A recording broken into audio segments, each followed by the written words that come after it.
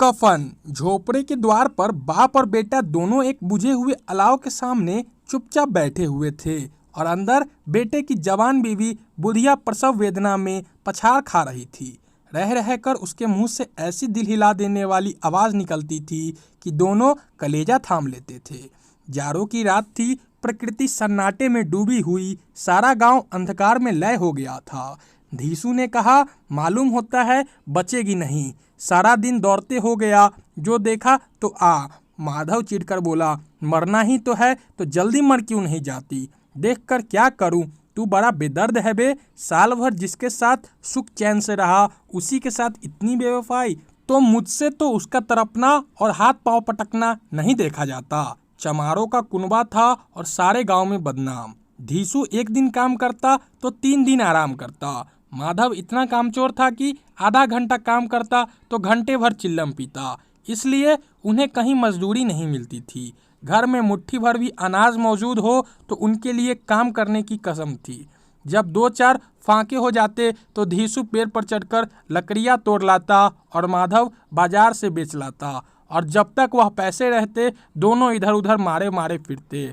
गांव में काम की कमी न थी, किसानों का गांव था, मेहनती आदमी के लिए 50 काम थे, मगर इन दोनों के उसी वक्त बुलाते जब 2 आदमियों से एक का काम पाकर भी संतोष कर लेने के सिवा और कोई चारा न होता। अगर दोनों साधु होते तो उन्हें संतोष और धैर्य के लिए संयम और नियम की बिल्कुल जरूरत न होती। यह तो इनकी प्रकृति थी। विचित्र जीवन था इनका। घर में मिट्टी के 2-4 बर्तन के सिवा कोई संपत्ति नहीं। फटे चित्रों से अपनी नग्नता को ढांके हुए जिए जाते थे।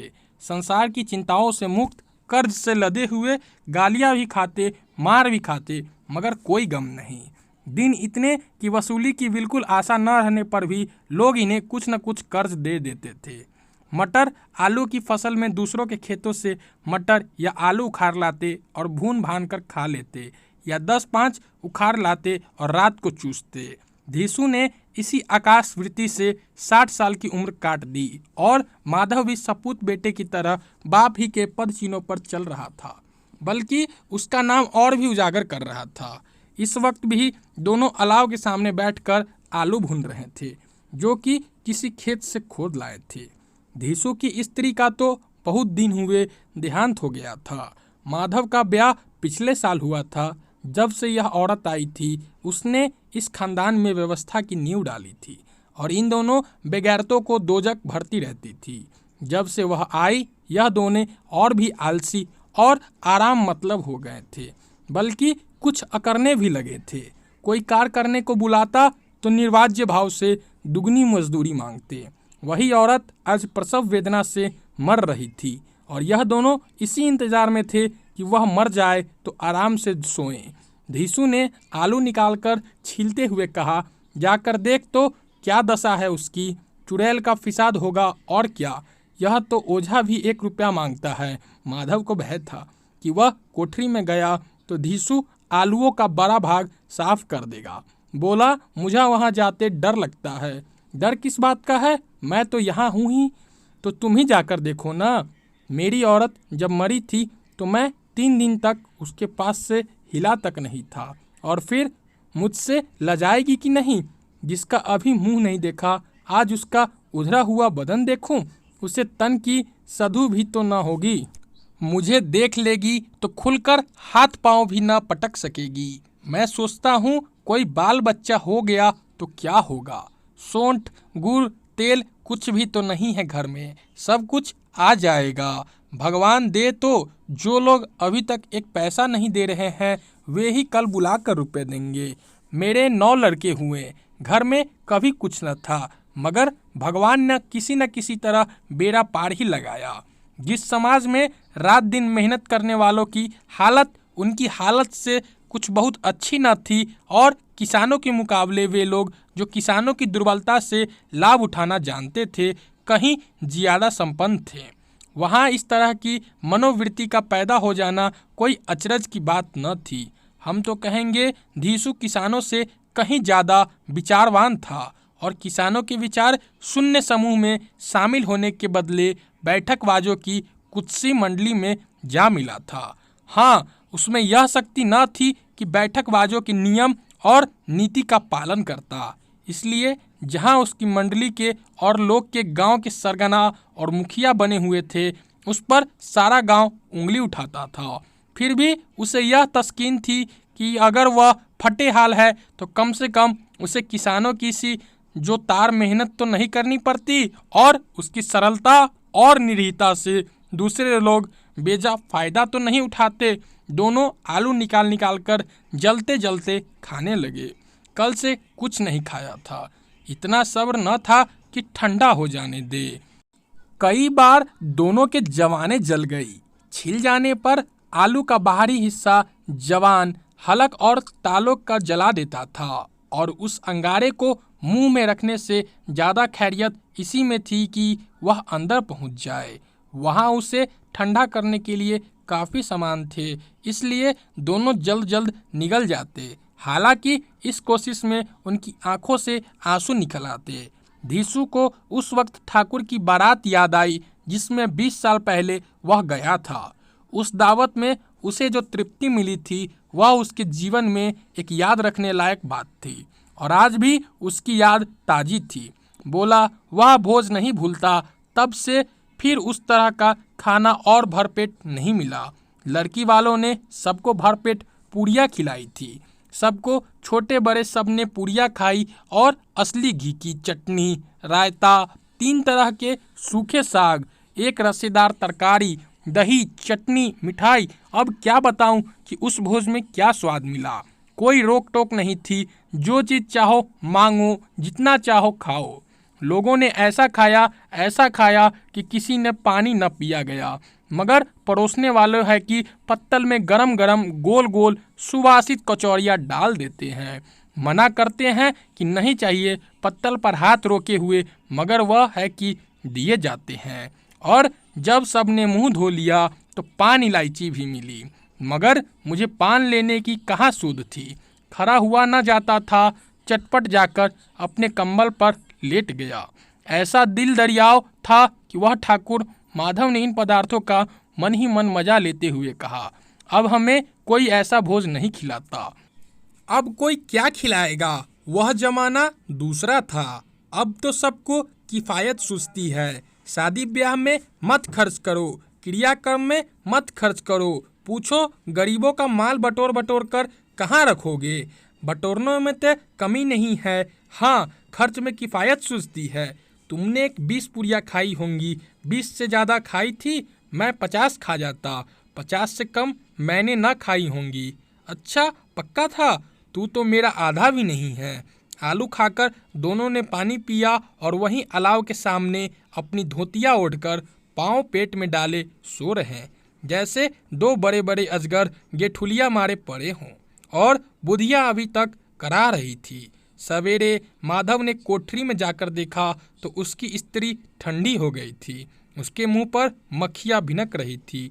पथराई हुई आंखें ऊपर टंगी हुई थी। सारी देह धूल से लथपथ हो रही थी। उसके पेट में बच्चा मर गया था। माधव भागा हुआ धीसू के पास आया। फिर दोनों जोर जोर से हाय हाय करके और छाती पीटने लगे। पड़ोस वालों ने यह रोदना सुना तो दौड़े हुए आए और पुरानी मर्यादा के अनुसार इन अभागों को समझाने लगे, मगर ज़्यादा रोने पीटने का अवसर न था। कफन की और लकड़ी का फिक्र करनी थी। घर में तो पैसे इस तरह गायब था जैसे चील के घोंसले में मांस। बाप बेटे रोते हुए गांव के जमींदार के पास गए। वह इन दोनों की सूरत से नफरत करते थे। कई बार इन्हें अपने हाथों से पीट चुके थे, चोरी करने के लिए, वादे पर काम पर ना आने के लिए। पूछा क्या है बे धिसुआ, रोता क्यों है? अब तो तू कहीं दिखलाई भी नहीं देता, मालूम होता है इस गांव में रहना नहीं चाहता। धीसू ने जमीन पर सिर रखकर आंखों में आंसू भरे हुए कहा, सरकार बड़ी विपत्ति में हूँ। माधव की घरवाली रात को गुजर गई। रात भर तड़पती रही सरकार। हम दोनों उसके सिराहने बैठे रहे। दवा दारू जो कुछ हो सका सब कुछ किया, मुदा वो हमें दगा दे गई। अब कोई एक रोटी देने वाला भी न रहा मालिक। तबाह हो गए, घर उजड़ गया। आपका गुलाम हूँ, अब आपके सिवा कौन उसकी मिट्टी पार लगाएगा।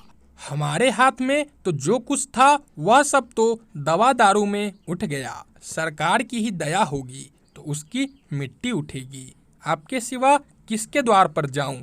जमींदार साहब दयालु थे, मगर धीसू पर दया करना काले कंबल पर रंग चढ़ाना था। जी मैं तो आया, कह दे चल दूर हो यहाँ से, ये तू बुलाने से भी नहीं आता।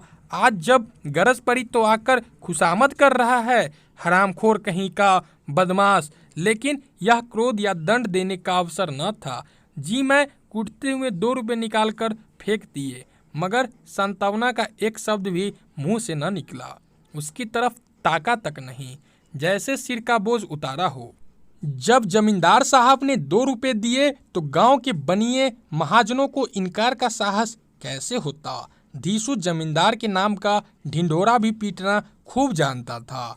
किसी ने 2 आने दिए, किसी ने 4 आने। 1 घंटे में धीसू के पास 5 रुपये की अच्छी रकम जमा हो गई। कहीं से अनाज मिल गया, कहीं से लकड़ी।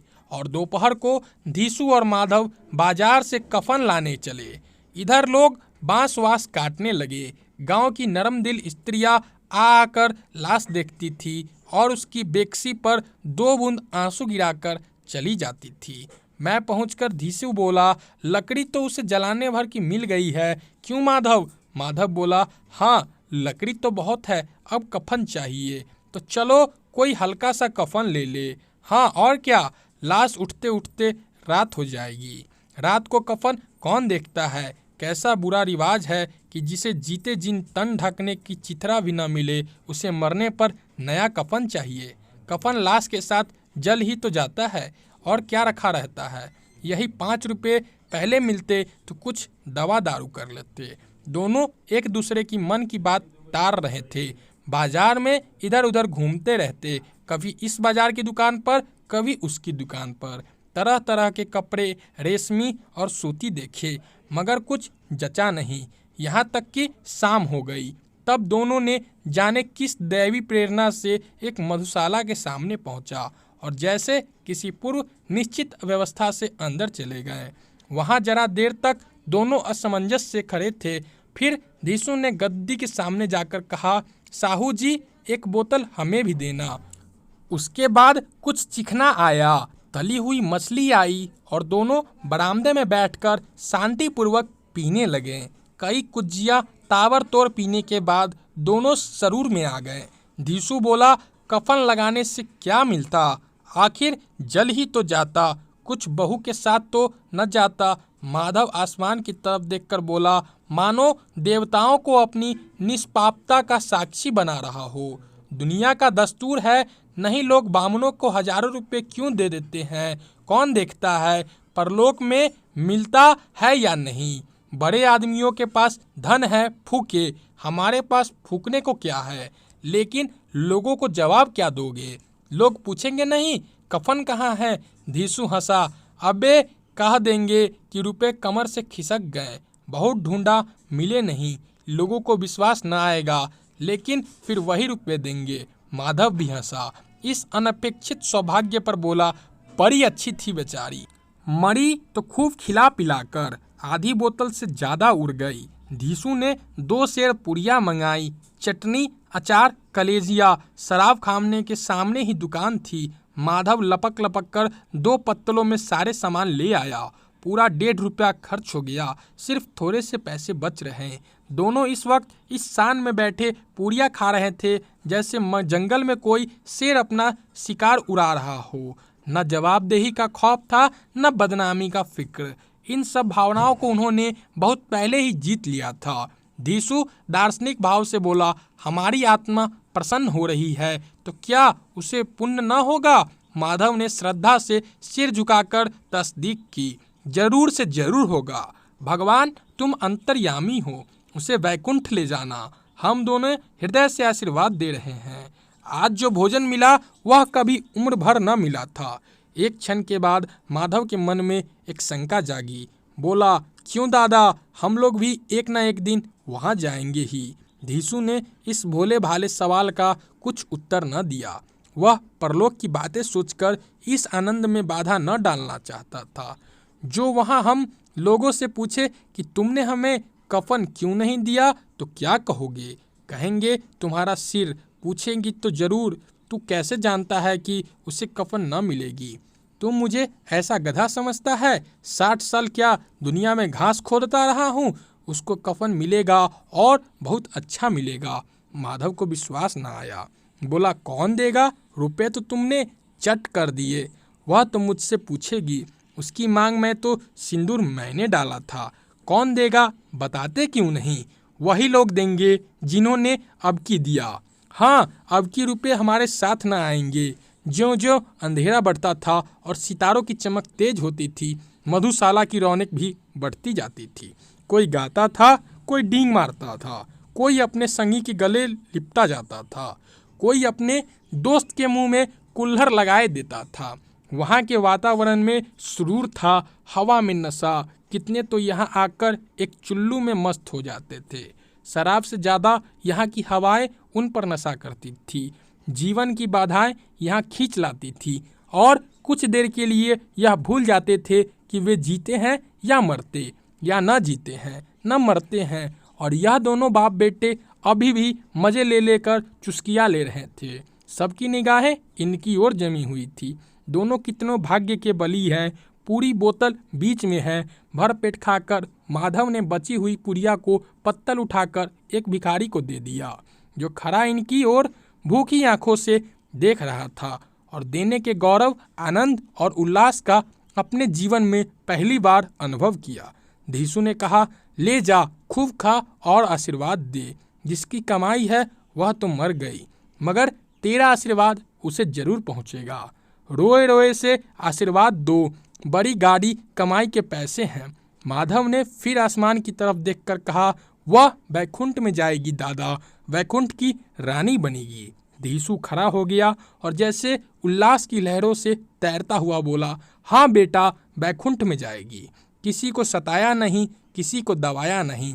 मरते मरते हमारी जिंदगी की सबसे बड़ी लालसा पूरी कर गई।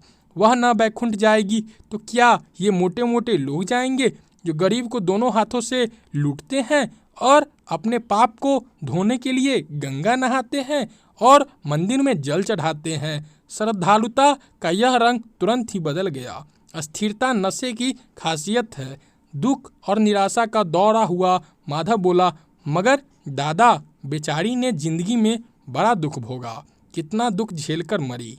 वह आंखों पर हाथ रखकर रोने लगा, चीख मार मार कर। धीसू ने समझाया, क्यों रोता है बेटा, खुश हो कि वह माया जाल से मुक्त हो गई, जंजाल से छूट गई। बड़ी भाग्यवान थी जो इतनी जल्द माया मोह के बंधन तोड़ दिए। और दोनों खड़े होकर गाने लगे, ठगनी क्यों नैना झमकावे ठगनी। पियक्कड़ों की आंखें इनकी ओर लगी हुई थी और यह दोनों अपने दिल में मस्त गाए जाते थे। फिर दोनों नाचने लगे, उछले भी, कूदले भी, गिरे भी, मटके भी, भाव भी बताएं, अभिनय भी किए और आखिर नशे में मदमस्त होकर वहीं गिर पड़े। आप इस कहानी के बारे में क्या कहना चाहते हैं, हमें कमेंट में ज़रूर बताएं और ऐसे ही हर रोज़ एक नया कहानी सुनने के लिए हमारे चैनल को सब्सक्राइब कर दें।